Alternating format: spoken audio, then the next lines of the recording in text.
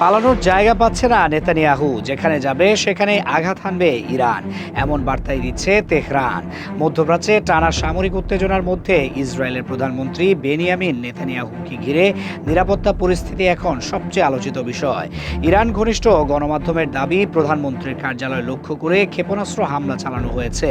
তবে নেতানিয়াহু সরাসরি আহত হয়েছেন কিনা সে বিষয়ে এখনও কোনো নির্ভরযোগ্য ও আনুষ্ঠানিক নিশ্চিত তথ্য প্রকাশ পায়নি।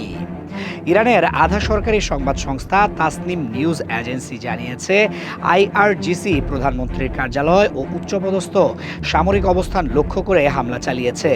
তাদের ভাষ্য অনুযায়ী খাইবার নামের ক্ষেপণাস্ত্র ব্যবহার করা হয়েছে এবং গুরুত্বপূর্ণ ভবন ক্ষতিগ্রস্ত হয়েছে। তবে হামলার পর নেতানিয়াহুর অবস্থান বা নিরাপত্তা পরিস্থিতি নিয়ে ইসরায়েলি কর্তৃপক্ষ বিস্তারিত কিছু জানায়নি। এই পরিস্থিতিতে বিশ্লেষকদের অনেকে বলছেন, সরাসরি টার্গেট করা হোক বা না হোক, ইরান স্পষ্ট একটি মনস্তাত্ত্বিক বার্তা দিতে চাইছে। সেটি হলো, ইসরায়েলের শীর্ষ নেতৃত্ব নিরাপদ নয়। যুদ্ধের এই পর্যায়ে শুধু সামরিক ঘাঁটি নয়, রাজনৈতিক প্রতীকী লক্ষ্যবস্তু আলোচনায় এসেছে। ফলে নিরাপত্তা জোরদার করা হয়েছে, স্থান পরিবর্তন, গোপন চলাচল এবং কঠোর সুরক্ষা প্রোটোকল অনুসরণ করা হচ্ছে বলে ধারণা করা হচ্ছে। অন্যদিকে ইসরায়েলি সূত্রগুলো বলছে, গুরুত্বপূর্ণ স্থাপনাগুলোতে ক্ষয়ক্ষতি সীমিত এবং নেতৃত্ব নিরাপদ রয়েছে। তবে তারা নিরাপত্তার স্বার্থে বিস্তারিত প্রকাশ করছে না। সংঘাতের সময় তথ্য নিয়ন্ত্রণ এবং সীমিত প্রকাশ নতুন কিছু নয়। এমন অবস্থায় এক পক্ষ বড় আঘাতের দাবি করলে অন্য পক্ষ তা খণ্ডন বা সীমিত করে দেখানোর চেষ্টা করে। ফলে বাস্তব পরিস্থিতি পুরোপুরি স্পষ্ট হতে সময় লাগে। মধ্যপ্রাচ্যে সাম্প্রতিক এই উত্তেজনা দ্রুত বিস্তৃত হচ্ছে।